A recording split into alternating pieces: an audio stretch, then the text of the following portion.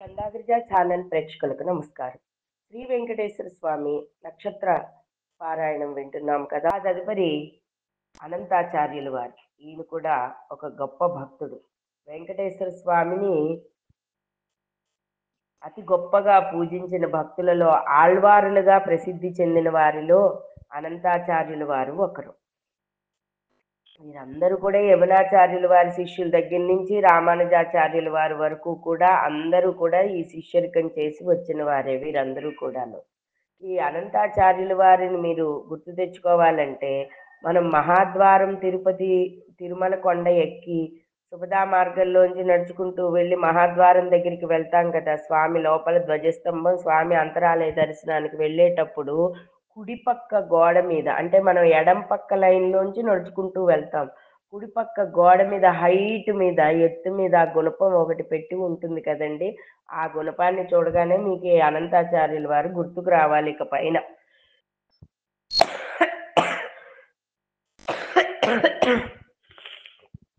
అంత గొప్పదైనటువంటి అనంతాచార్యుల వారి విశేషాలు ఇప్పుడు తెలుసుకుందాం.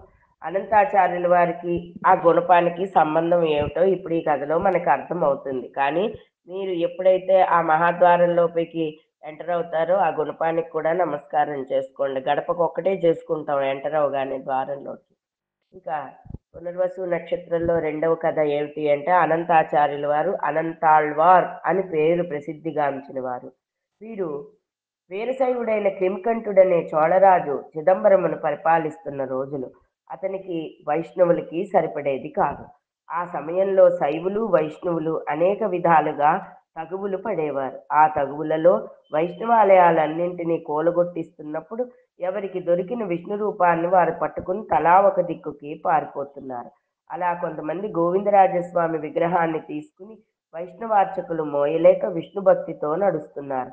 అలా వెళ్తున్న వారికి దగ్గరలో శ్రీ రామానుజాచార్యుల మఠం కనిపించింది. వారు దారి తీసి రామానుజులకు జరిగింది చెప్పారు. గురువులు ఆ విగ్రహాన్ని తీసుకుని తిరుపతి నందు ప్రతిష్ఠించారు. గోదాదేవిని కూడా ప్రతిష్ఠించి వారికి నివాసాన్ని ఏర్పాటు చేశారు శ్రీరామానుజాచార్యుల వారు. అలా గురు శుశ్రూష చేసి స్వామి శుశ్రూష చేసుకుంటుండగా భగవద్ రామానుజుల వారి శిష్యులందరికీ శ్రీ విష్ణుమూర్తి వైభవాలు, వెంకటేశ్వరుని వైభవాలు, అలంకారం ప్రియుడైనటువంటి విష్ణువుకి పూలతో సేవ ఎలా చేస్తారు, ఎటువంటి దండలు వేస్తారు, స్వామికి ఎంతో ప్రీతికరమైనవి ఏమిటి, ఈ తోమాల సేవ అంటే ఎందుకు ప్రీతికరము, ఇవన్నీ చెప్తూ ఉండేటప్పటికీ శిష్యులందరూ రోజు వింటున్నారు. అలా తిరుమలలో వెంకటేశ్వరునికి పుష్ప కైంకర్యము చేసి భక్తుల వివరాలన్నీ యమునాచార్యుల వారు స్వామిని సేవించారని, వారి శిష్యులే తిరుమల నంబి వారని కూడా చెప్తారు. శ్రీ రామానుజాచార్యుల వారి శిష్యులకి చెప్పడం జరుగుతూ ఉంటుంది. ఇప్పటికే తిరుమల నంబి వారు వృద్ధులై ఉన్నారని, తిరుమల నంబి వారు కూడా పుష్ప కైంకర్యాలు సేవలు చేశారని చెప్తున్నారు శిష్యులకి రామానుజాచార్యుల వారు. స్వామి పూజ కోసం రకరకాల పూల తోటల్ని పెంచి స్వామికి పుష్ప కైంకర్యం చేశారు అంటే తోమాల సేవ చేసి తరించారని చెప్పి శిష్యులతో చెప్తున్నారు రామానుజాచార్యుల వారు.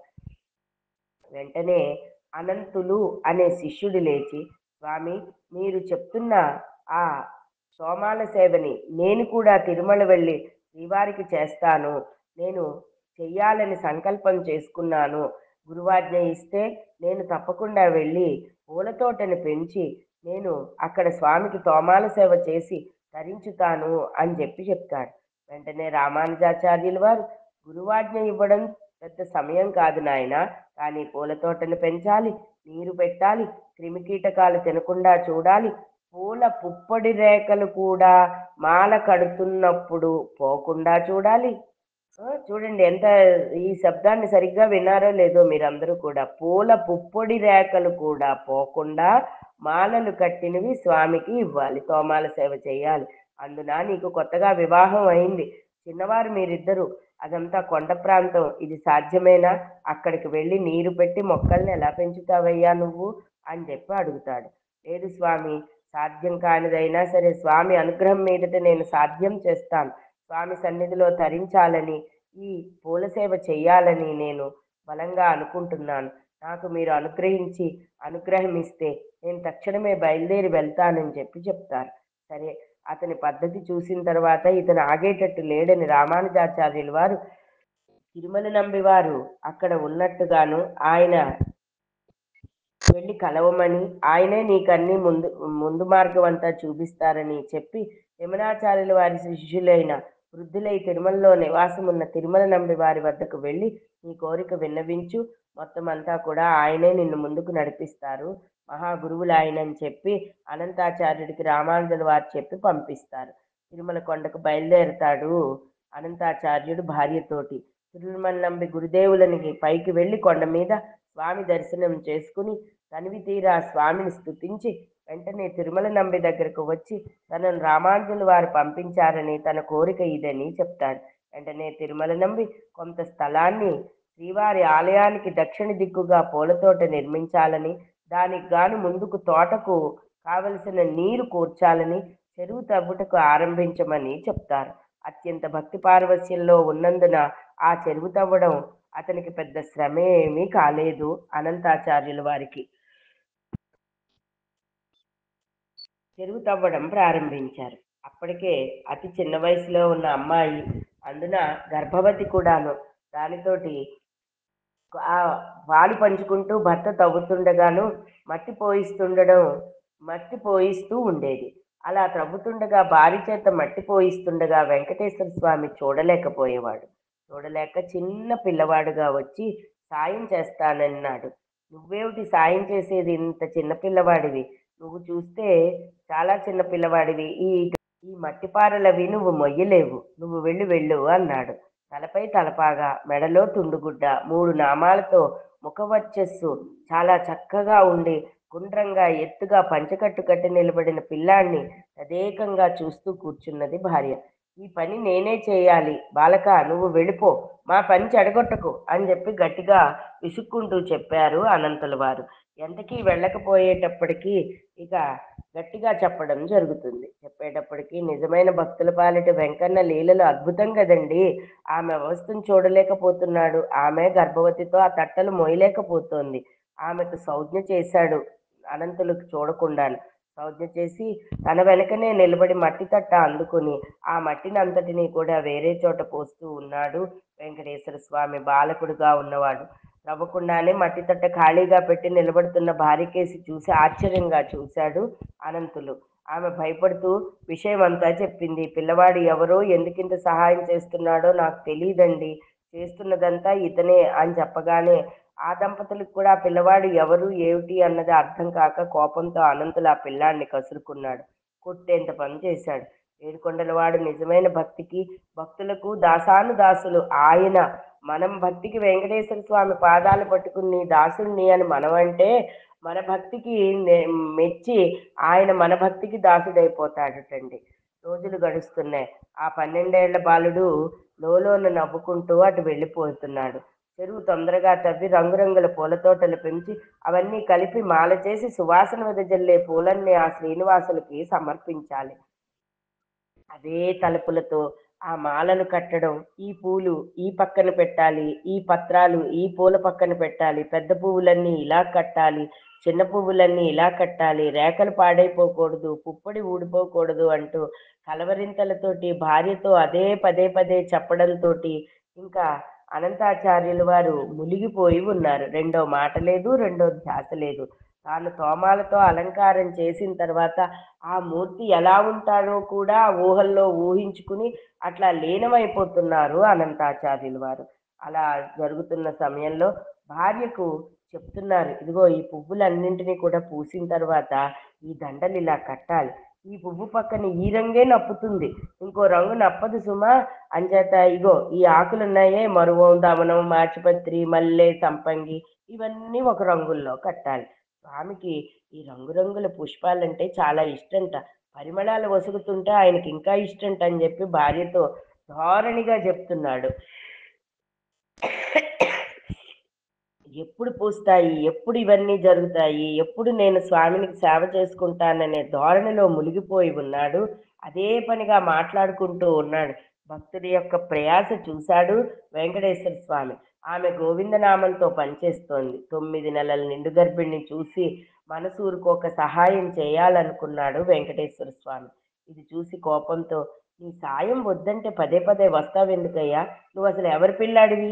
ఇంత చిన్నవాడివి మమ్మల్ని పట్టుకుని చాలా ఇది చేస్తున్నావు సుమా నువ్వు అని చెప్పి కోపంతో గట్టిగా మాట్లాడతాడు అనంతాచారి. అక్కడ గుణపంతోటి పనులు చేస్తున్నప్పుడు అది సన్నపాటి గుణపం. ఆ గుణపాన్ని తీసి ముప్పు తిప్పలు పెడుతున్నావు, నువ్వు దొరకటం లేదని చెప్పి పరిగెడుతుంటే, పరిగెట్టుకు వెళ్ళిపోతున్న ఆ పిల్లాడి మీదికి ఈ గుణపాన్ని విసురుతాడు అనంతాచార్యులు. అది వెళ్ళి పిల్లాడి గెడ్డంకి తగిలింది. వెంటనే భార్య విలవిల్లాడిపోయింది. పరిగెత్తుకు వెళ్ళిన పిల్లాడు కనబడలేదు.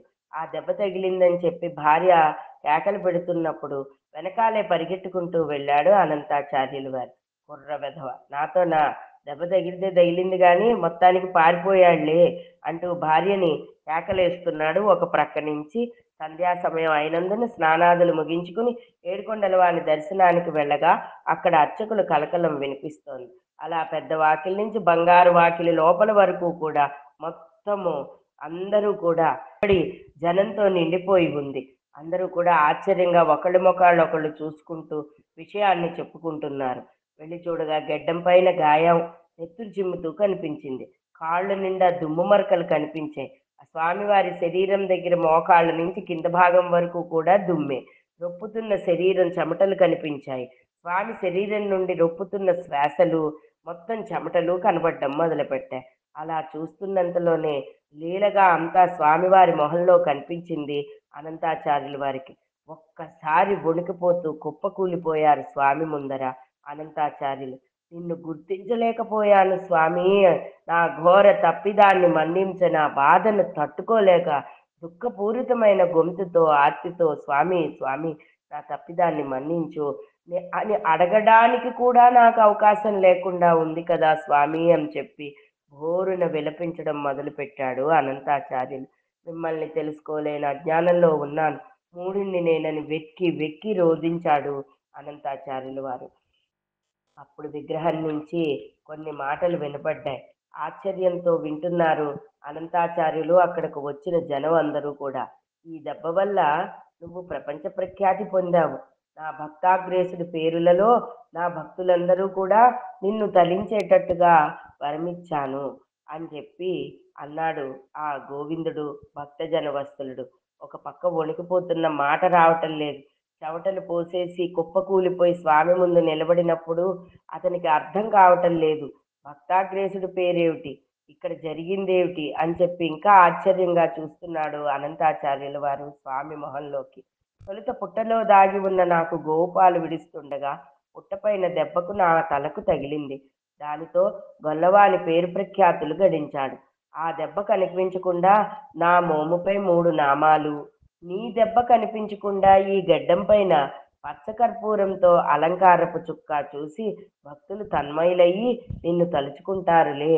నువ్వు కూడా నా భక్తులలో ఆళ్వారులో ఒకడిగా ప్రసిద్ధి చెందుతావు అని నవ్వుతూ అంతర్ధానమయ్యారు. నా నవ్వుకు నా మచ్చకు కూడా మరింత మెరుగులు దిద్దుమరి అని చెప్పి అంతర్ధానమైపోయారు. అనంతాచార్యుల వారికి ఒక్కసారిగా జరిగినది ఏమిటి అన్నది చాలాసేపటి వరకు కూడా అర్థం కాక చతికిలబడిన వాడు లేచి స్వామిని ఒళ్ళంతా కూడా తుడిచి చక్కగా ఆయన చెప్పినట్టుగా ఆయనకు అలంకారం చేశారు అనంతాచార్యుల వారు. అనంతాచార్యుల వారి పూలతోట అత్యద్భుతంగా తయారయ్యింది. దానికి తన గురువులైనటువంటి రామానుజుల వారి పేరును పెట్టుకున్నారు. రామానుజ ఉద్యానవనం అని పేరు పెట్టుకున్నారు. అనేక రకాల చక్కటి పువ్వులు, ఎక్కడా దొరకని విధంగా అనేక రకాల పుష్పాలు పరిమళాలు వెదజల్లుతూ ప్రకృతి తిరుమలకే శోభ తెచ్చింది ఆ తోట. వెంకటేశ్వరుని దర్శనానికి వచ్చే దేవతా సమూహం కూడా ఆ తోటను చూసి ముచ్చట పడేవారు. అలిమేలుమంగా పద్మావతితో కలిసి స్వామి రాత్రివేళ ఆ వనానికి వచ్చి క్రీడల్లో మునిగి తేలేవారు. ఇలా కొంతకాలం జరిగిన తర్వాత ఒక్కసారి అనంతాచార్యుల వారు ఉద్యానవనానికి వచ్చేటప్పటికి ఆ పువ్వులన్నీ తెంపేసి ఉన్నాయి. పువ్వులు నలిపి ఉన్నాయి. తోటంతా కిళ్ళీ మరకలతో నిండిపోయి ఉంది.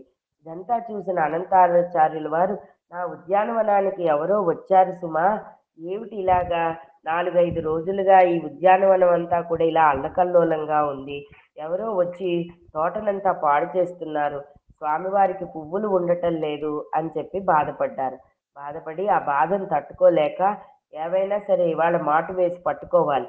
నా తోటను పాడు చేస్తున్న దుష్టుల్ని, దుర్మార్గాల్ని అడ్డుకోవాలని సణుక్కుంటూ, గొణుక్కుంటూ దుడ్డుకర్రతో కూర్చుని ఉన్నారు. ఆర్ద్రతతో కన్నీళ్లు పెట్టుకుని, స్వామి, నీ పూజ కోసం నేను పెంచిన పూల తోటను నాశనం చేస్తున్న వాళ్ళు ఇవాళ దొరకాలి సుమా! ఆ దొంగ దొరికేలా చెయ్యి నాకు. ఎందుకంటే నీకు మళ్ళా పువ్వులుండవు కదయ్యా! నేనెంతో కష్టపడి పెంచిన ఈ పూల తోటని ఇలా నాశనం చేస్తుంటే చాలా బాధగా ఉన్నది. అందుకనే కాపలా కాస్తున్నాను. నువ్వు కూడా నాకు సహాయం చెయ్యి అని చెప్తారు అనంతులు. అలా 9 రోజులు రాత్రి వేళ మాటు వేశారు అనంతాచార్యులు.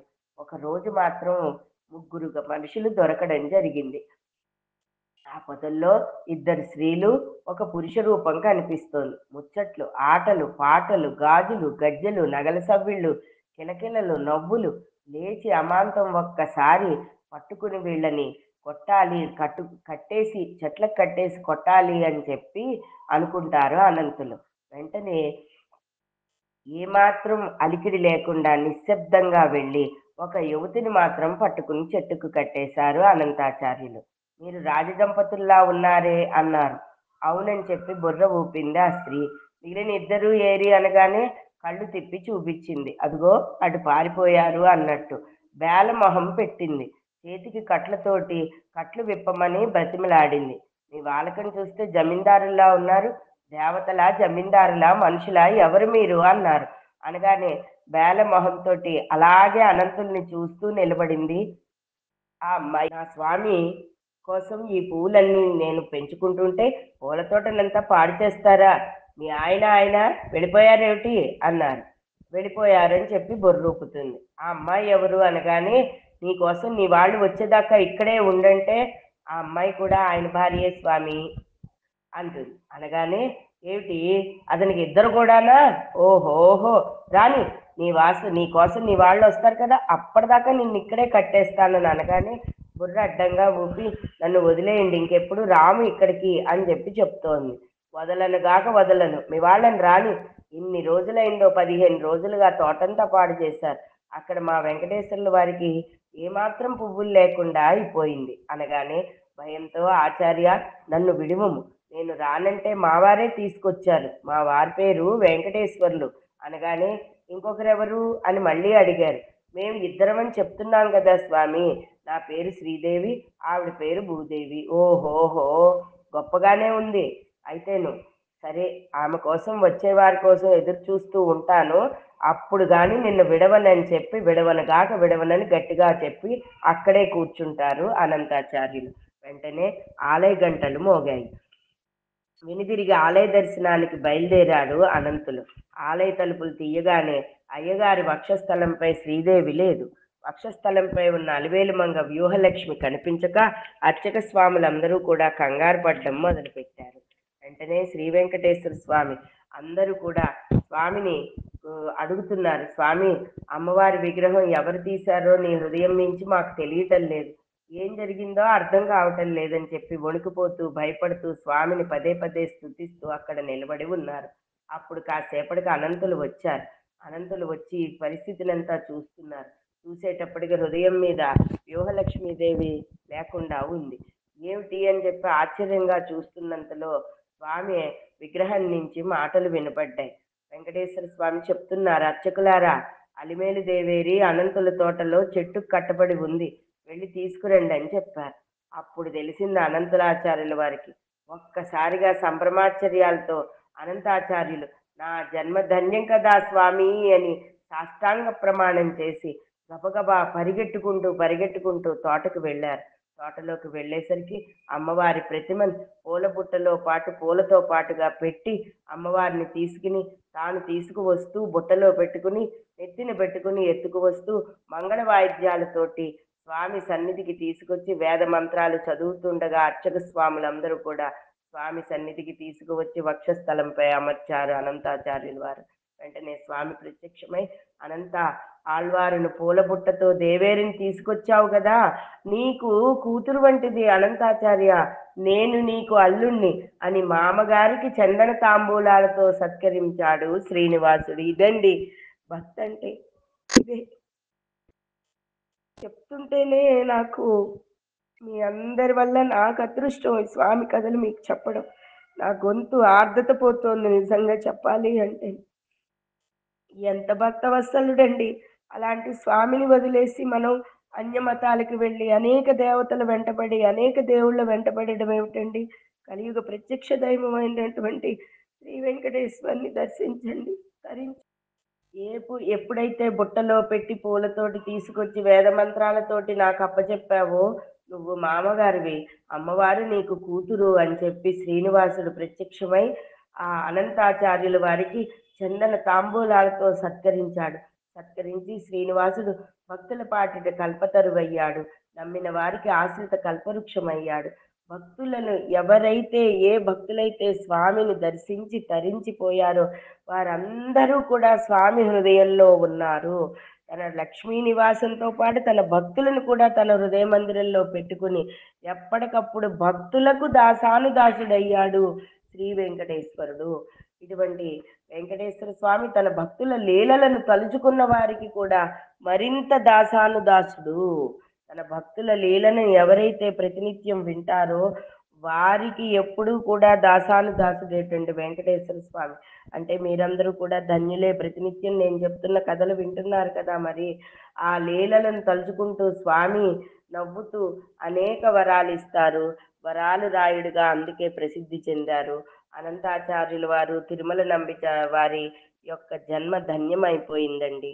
అలాగే వీళ్ళ కథలు విన్న మన జన్మ కూడా ధన్యము. ఇంకా సందాగరిజ ఛానల్లో చెప్తున్న ఈ కథలను అందరికీ షేర్ చేయండి, లైక్ చేయండి.